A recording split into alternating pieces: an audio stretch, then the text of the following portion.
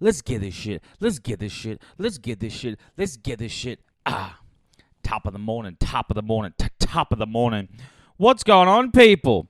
We're here. The podcast is here. It started. Let's get it started.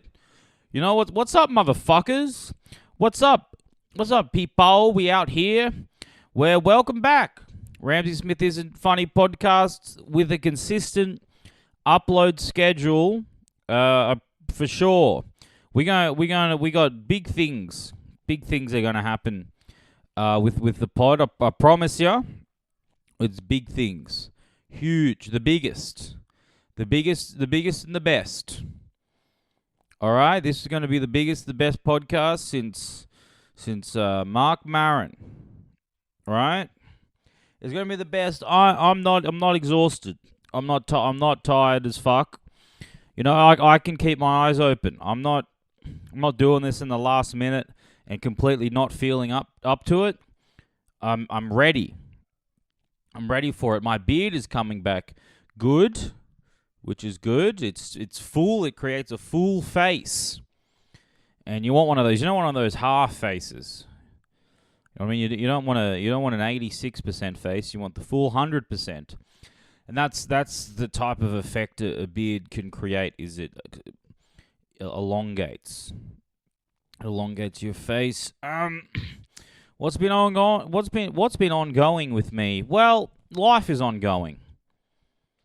Life continues, and it's been continuing all right. I was able to get out of jury duty. I know a lot of you guys are wondering about that. I got out. I just said I had a casual job, and the guy was like, "Yeah, sure, you can leave." And then I could have gone back to work, but I didn't. But it's annoying because I still had to wake up to get into the city anyway. So it's like, fuck. I wanted to go get like noodles. I wanted to go get like a pho or ramen or depends where you're getting it from. It's the same meal. Let's be real. But I wanted to get that, and then I didn't because there was none available that early in the morning. And then I was going to go into Chinatown to get something, but then I got the wrong tram. And instead of going into Chinatown, it took me to Central. I'm like, I'll go home. I'll just go home. That's fine. And I got myself some brekkie. I went to breakfast with myself. I got myself an Eggs Benedict. I've been getting into breakfast. I've been a big breakfast guy.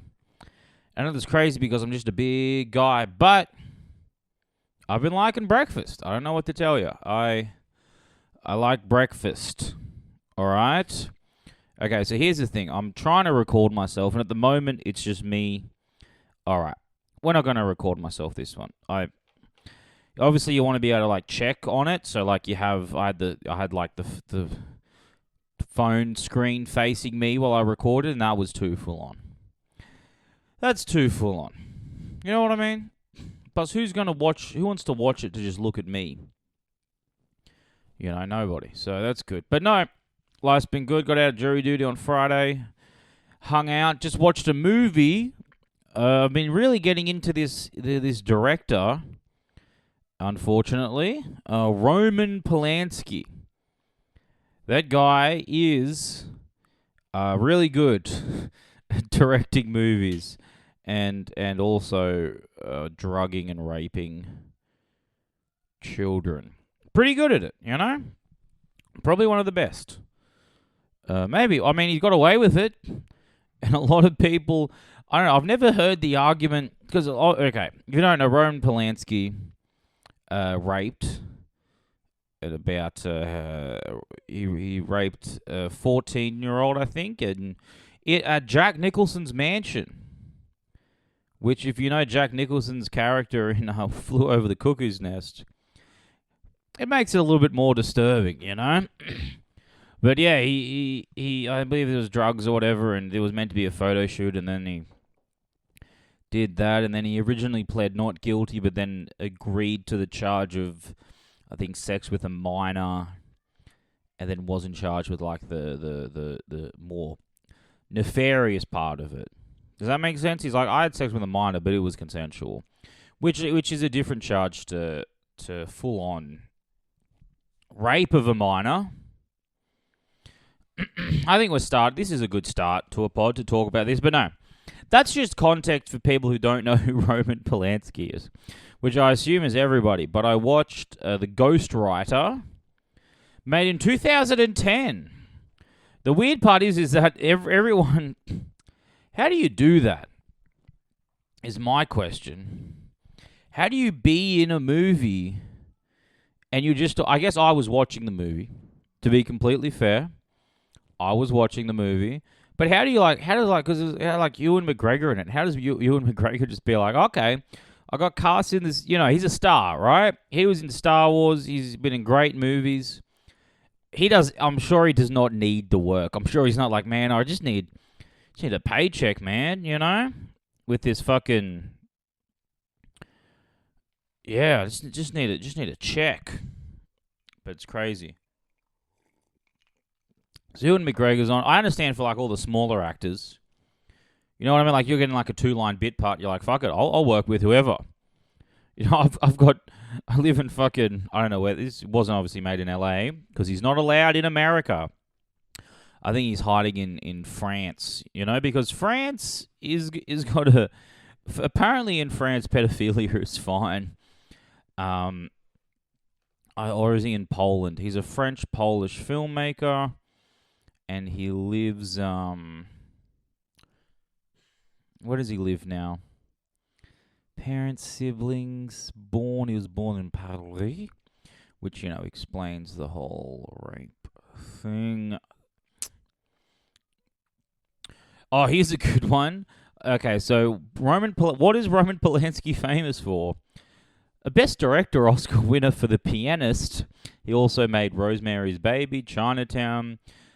But his career was inevitably overshadowed by the shocking murder of his second wife, okay, and his statutory rape of a 13-year-old, which I'm pretty sure he drugged her, or at least that's a normal thing. But, he's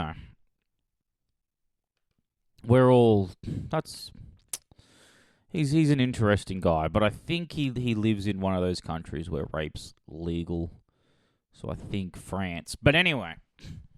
You know what I mean? You're some, like, actor in France. You're some, like, no-name. You're living in fucking Paris or maybe Poland or whatever.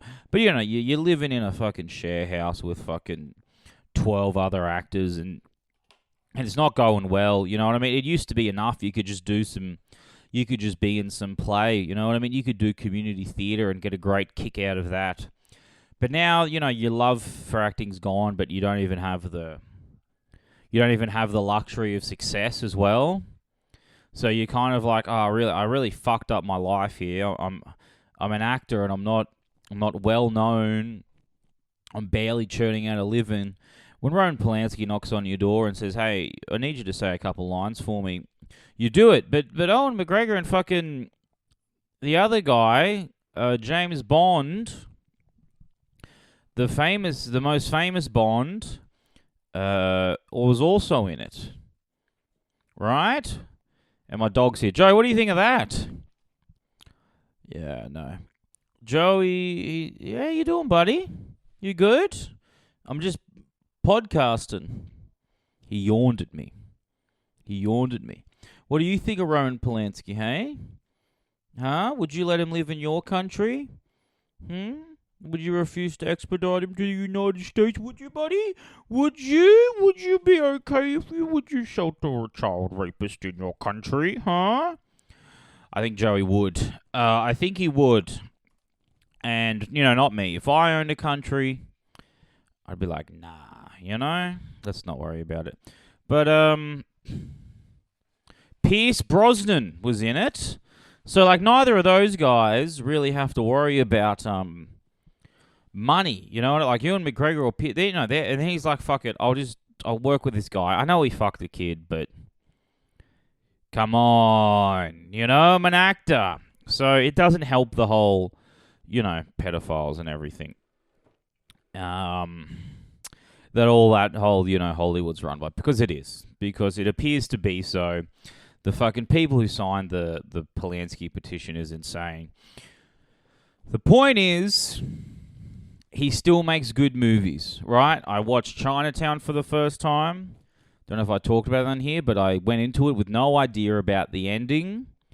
and it was fantastic. So that's all I'll say. Go watch Chinatown. I watched this new movie, The Ghost Rider, by New 2010. It feels better watching Chinatown because you're like, hey, this is before. You know what I mean? Like, not everyone in the film has like got compromised morals, you know. But then you're watching from like 2010, and you're like, oh, this is everyone knows. Everyone here is just like, yeah, I guess we don't. You know, you just got to go into work, right? Because that's what, you know, it's a job, and you just got to go in and be like, yep. If I just don't mention that whole thing, I got to learn what, you know, I got to sort out the lighting. You know, I'm just a light. I just got to move the lights in. That's my job. So it's a crazy world we live in. But it was also a very good film. I like.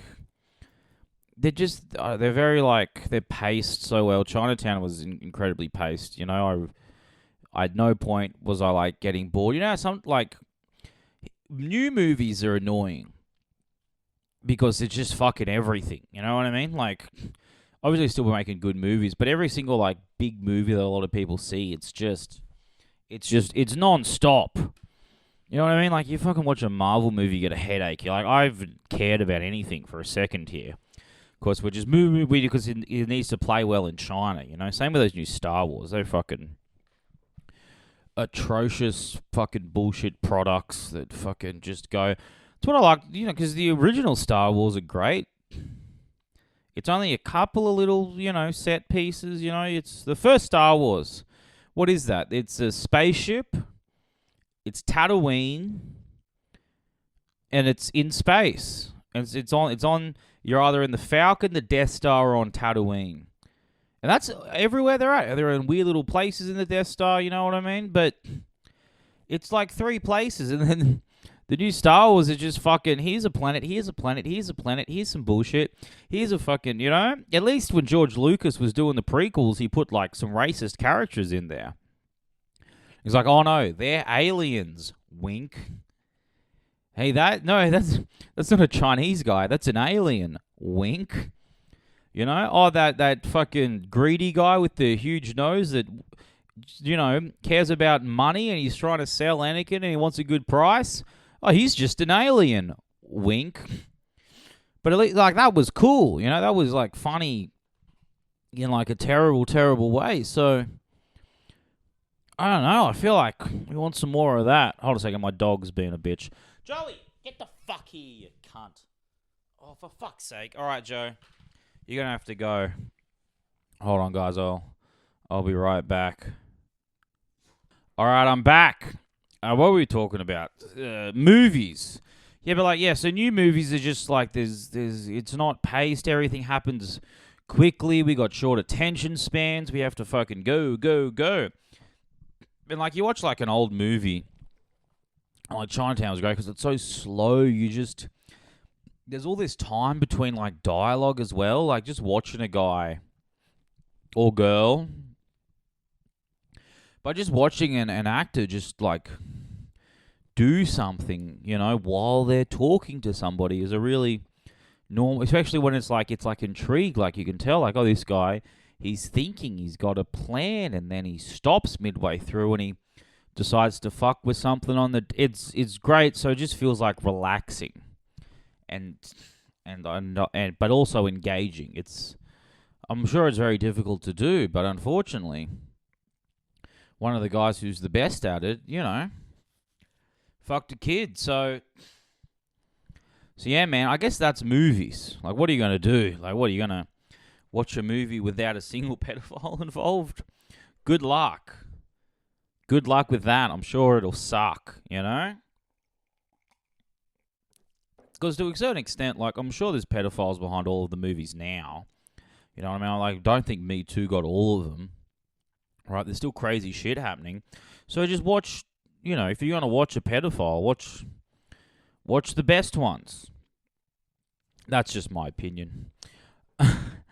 It's just my own personal opinion, man. But movies, so what I've do is I've got an idea for a movie. You know, look, the comedy bubble's about to burst. There's going to be no money in comedy very soon, and I'm already on the lowest end of making money, which is like almost none. Right? So the comedy bubble's about to burst, so I'm gonna be a movie guy. Yeah, I'm gonna be a movie, not a screenwriter. That's for nerds. I'm just gonna be out here pitching. So I've got a great little movie idea. First of all, what's hot right now? I know what you're thinking. Superheroes. Superheroes are done. Okay. Sure, they still make all of the money, but they're done. The idea that real people, and by real people I mean the West, the idea that markets in the West are going to care about superheroes from now on, don't believe it. It's done. Anyone who's trying to get it now, it's over. All right? The boys, here's the thing. You couldn't make the boys in like 2010. You know, or even like 2015, right? Because superhero movies were still going strong. But when the boys probably came out in 2015. But you know what I mean. You couldn't, when like the first Avengers and stuff coming out, you couldn't come out and release the boys. Because we don't give a fuck. Right? Because we're like, no, we still like superhero movies. This is a bit weird. But like, the boys is so successful, and like the first season is pretty good. And then it kind of gets, all right, we see what you're doing. There's not enough. I don't think there's enough. So anyway, the reason the boys got so popular was people just hated superhero movies, and there was so much of them that people could be like, "Hey, look, this is Superman, but like he jacks off and he's a rapist," and it's like, I want to watch that. I need to watch that one, and but now the satire is so fucking. You know what I haven't even seen season 3, but I've just heard about some of the shit that happened in season 3, and I'm like, I'm good. Everyone thought the Imagine video in season 2 was so, and by everyone I mean anyone else. But anyway, they thought that Imagine video was so like funny and ha ha ha and satire, and it's like that's just doing the you know what I mean. It's like I guess you get a kick out of it, but. Where's your show's subs? And because it's more of a reaction, I think, than actual, like anything anyone's going to care about in the long run. But that's good. So the point is, superheroes done, okay, but it'll still make money in other markets, in China. Overseas they just want action and superheroes because they don't understand. English isn't your first language. You're not going to understand. You're going to want to watch fucking Marriage Story.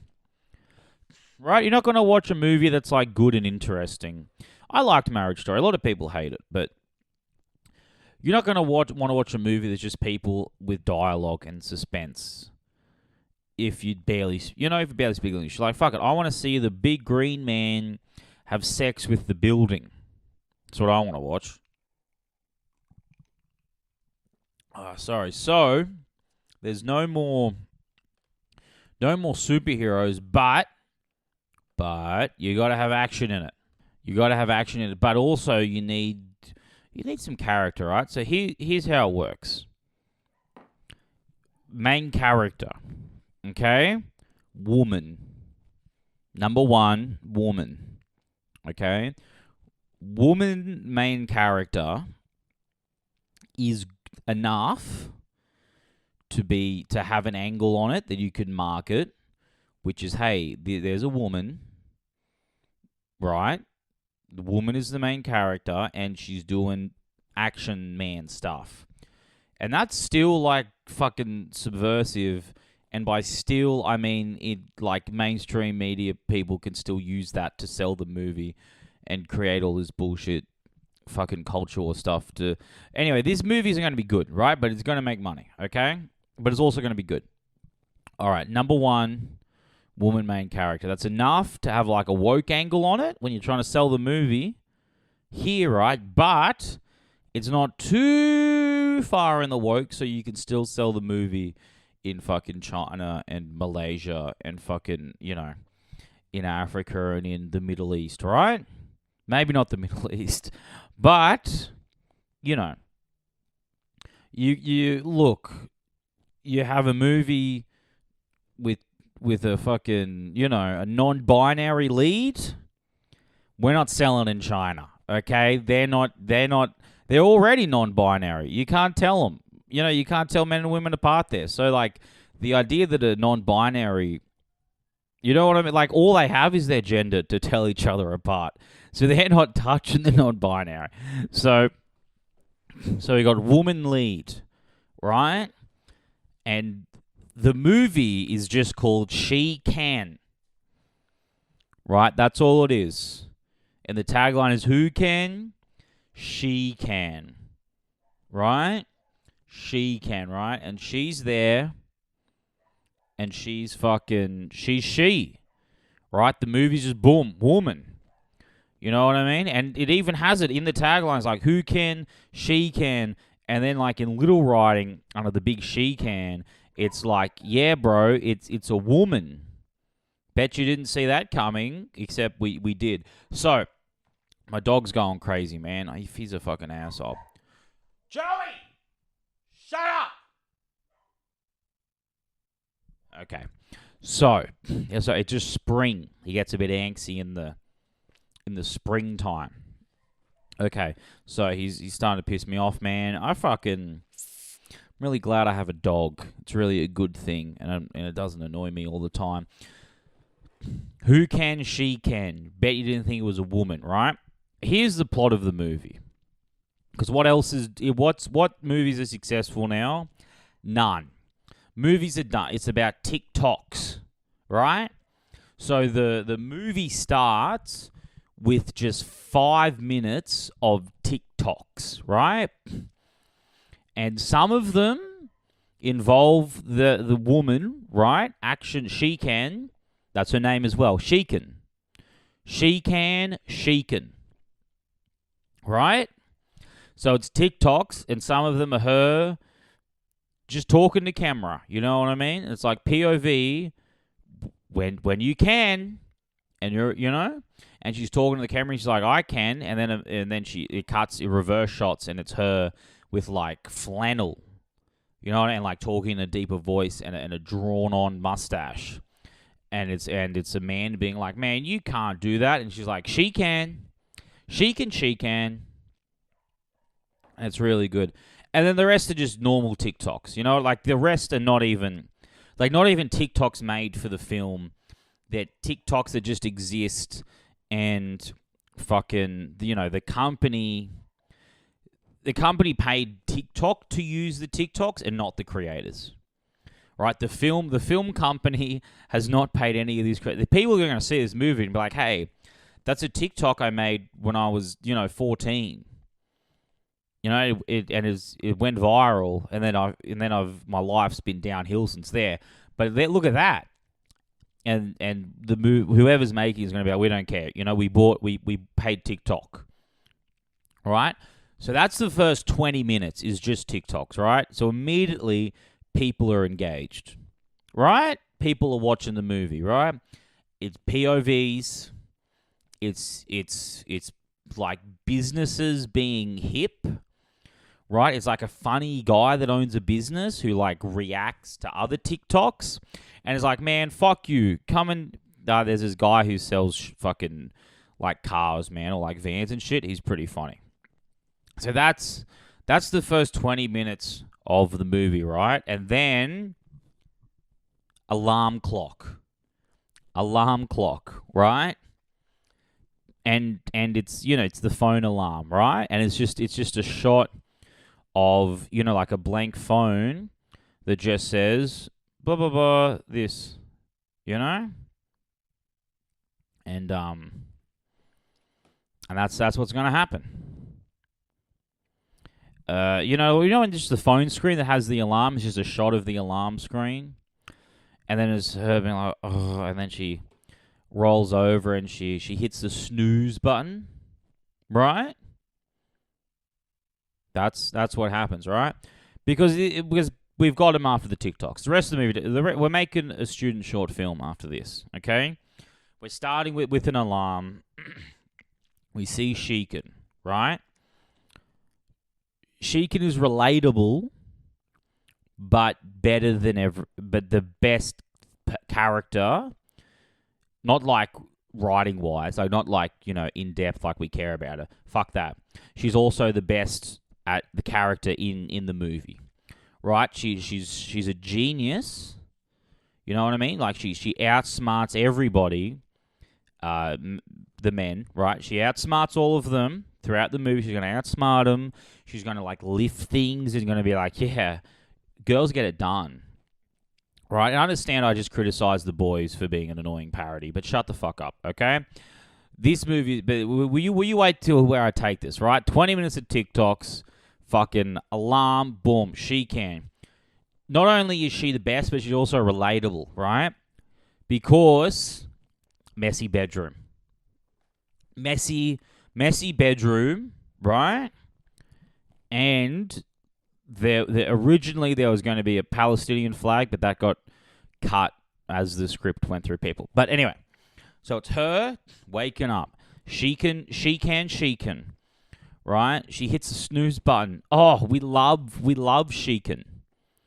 I hit the snooze button. You know what I mean? She gets up, messy bun. And she clearly... Okay, here's the thing, right? This has got to sell to everybody, right? So she looks like whoever we're casting looks, is just just like a classic Hollywood perfect body, like like nothing, flawless, you know what I mean? Like light abs, right? Very light, not manly, just there. It's all flat, right? But first thing she does, she steps on a scale and she goes, oh God, what did I eat last night? That's her first line. So she's relatable. Yeah, sure, she looks perfect, but she also thinks she's fat. And that's not going to affect any woman who watches this negatively, all right? So she wakes up, she's got to go to work, right? And she works in a business. She works she's HR, but So boom, she goes to work. Fucking, she gets a taxi, and immediately this is the first conflict of the film. This shows you the world she can lives in, right? So the taxi driver, he's going off he's got a phone in front of it. Like he's got the directions, right? And it says, blah blah blah, turn left and take this exit, right? And she goes, actually take South Boulevard. Actually, it's quicker. And the guy, who is probably, well, let's say Arabic, right? He's like, no, we go the phone way. And she goes, I've been a native of this city. I've been living here. I think I know the best way to get there. And the guy's like, no, I go through the Uber tells me to. And he goes, actually, how about this? All right, that phone says we're gonna get there at 8:45. I'll bet you $50 that we're there by 8:40 if we go my way. And he goes, okay, right? And then they get there, car pulls up, 8:39. She cans one, right? She takes $50 from the poor immigrant who's a man. Okay, it's a victory because he's a man. And then he's like, oh my, it's like, hey, I sure told that man. Right? I don't know where this is coming from. Well, I don't know what's inside of me. But you know what I'm talking about. You guys know movies. Right? She takes $50 from the immigrant who cannot and then give that $50 to his kids in Palestine. And she walks into the office. And the office is fucking... You know what I mean? She's not getting respect. She's not getting respect. There's a guy who is being nice to her, but too much. He's in a flirty way, and he's like an intern. And he's like, oh, and she's like, oh, thanks, fucking Greg, you pathetic cuck. She sits down, she types, she's like, oh, and her boss shows up, who's actually a woman, right? Boss is a woman. Plot twist. Boss is a woman. Fucking, he's like, can I see you? She says, can I see you in my office? It's Sheekan, and not only is the boss, this is the owner of the company, right? And now here's the thing. I know what you're thinking. This seems like it's going to be set up for like a fucking women empowerment movie. This isn't going to sell, right? This is a moneymaker. But here's the thing, right? The company is an oil company. The company's BP, but not really BP, but it's BP, right? Okay, so she says, hey, look, I know I said she was in HR. She's actually in the press. She's actually in public relations for the company, right? And you say, hey, look, we've got, some terrible... There's been an oil spill. There's been an oil spill off the coast of... Ready for it? Where's going to be the location? There's been an off the coast of... like somewhere in Africa. But not like the piratey side, the other side. But like North Africa. There's been an oil spill, right? Okay. We need you to go to this place, right? We need to go to the oil spill, and we need you to fix the relations, right? And she fucking flies there, and she goes and she makes friends with all the, the African people, and she helps the women in Africa, stand up, right? And she's like, hey, I know you guys are living in the past, right?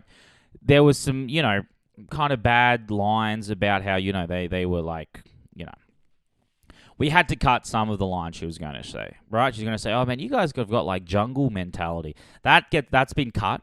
Okay, that was the past writer. Okay, it doesn't work anymore. It's been accused 7 times of sexual assault. Only 7, so, he can still write for like Vox or something. Or, not be one of those small things, right? So, she's in fucking Africa. She's like, I don't fucking want to even fucking do, like, I'm fucking Sheekan. You know what I mean? Then, it's actually a conspiracy, right? The people, right, the oil spill, right, the whole world thinks it's BP's fault. It was actually eco-terrorists who were trying to blame it on BP, right? So fucking Sheekan's there. She's like, oh my, like, look at everyone cleaning up. This is everyone from BP, we're cleaning up. And then she noticed there's some suspicious guys, right? And then she goes she goes ninja mode. She's fucking overhearing meetings. She fucking, she has like a honeypot. There's a guy you think that she's falling for this guy who's like got long hair, dreads, white guy with dreads in Africa, fucking crazy shit, right? And he's like, yeah, man, it's all cool. It's like, you work for, and then there's like a falling out. He finds out that she works for BP. He's like, man, I thought you were cool, And then it looks like she's chasing after him out of like love, right? And after they like talk, and then she explains that, capitalism, and BP's not that bad. We have to work within the system to make the world a better place, and they talk this out, right? And then, boom, she fucking cuffs him. It's all been a trap. Cuffs him and is like, bitch, you're going to fucking jail for fucking, for doing an oil spill, which we didn't even do, right? It's fine. Shut the fuck up. And fucking, and she saves the day, right? But there's another scene we had to cut. Look, the past writer, he was funny, but he wasn't good, 7 accounts of sexual assault, this guy. But he was there was a scene around the start. This is a very old script, you have to understand. This is an old script. This is written in like 2007. I'm just bumping it up, right? I'm getting it ready to be released, right? Because all of this emotional and all of that stuff, it's barely we're dumbing it down, right? It's all you got to understand is that she's good, and the eco-terrorists, right? The Greenpeace guys, they're bad. They did an oil spill, and these guys are bad, right? So she fucking does all this good shit, kicks a guy. You know what I mean, kicking.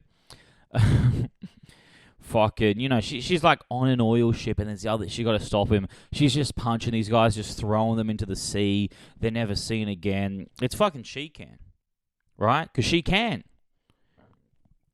The point is, BP is a good company that only cares about supplying energy to people all across the world, right? She's actually a hero in the little African town she's staying in, because now they can get oil.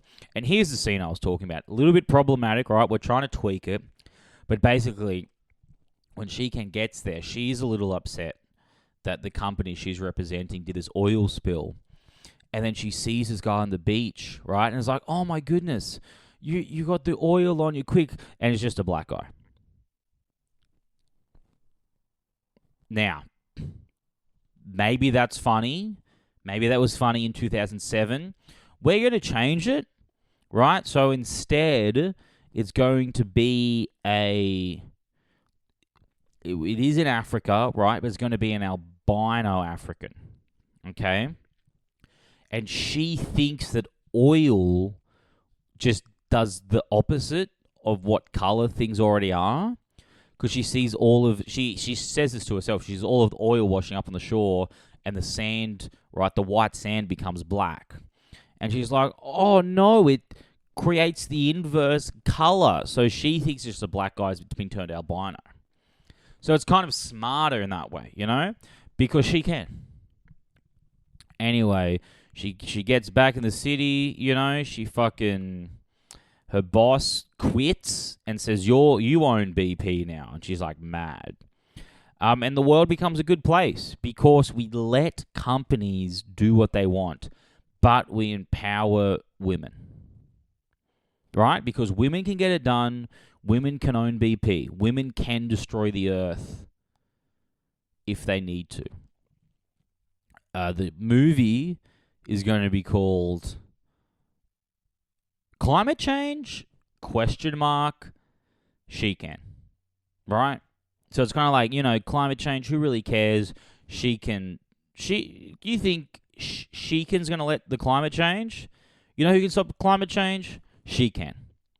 All right? And that little thing there is going to be done about 12 times in the film. Where there's going to be some African guy and it's going to be like, this woman thinks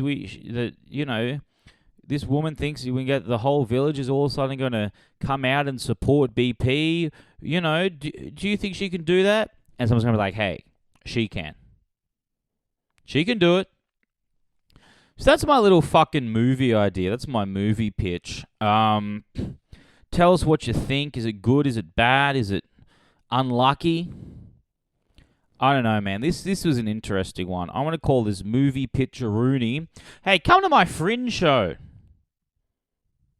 4th, 5th, and 6th. We got Mark Sahin opening. I'm going to let him do it. He's a good... No, he's funny, man. He's gone good. I just haven't seen him get good. And then I saw him get good, and he's good. That's a little inside stuff. But hey, look, it's lovely to talk to you guys again. This is always the best part of my week. And, at some point, comedy's all I have. Granted, I'm married and I've got family that love me, but what does happiness mean to me? Very little, right? I think if I was happy, I'd want to kill myself even more. Does that make sense? It's not something I possess. All right. I had to give a little bit of the old school RSIF. That's my little the RSIF. Ramsey Smith isn't funny. That's that abbreviated. Bit of the old school where I just talk about suicide. Anyway, good night, guys. Hey, as I always say, keep it busy or don't keep it at all. She can.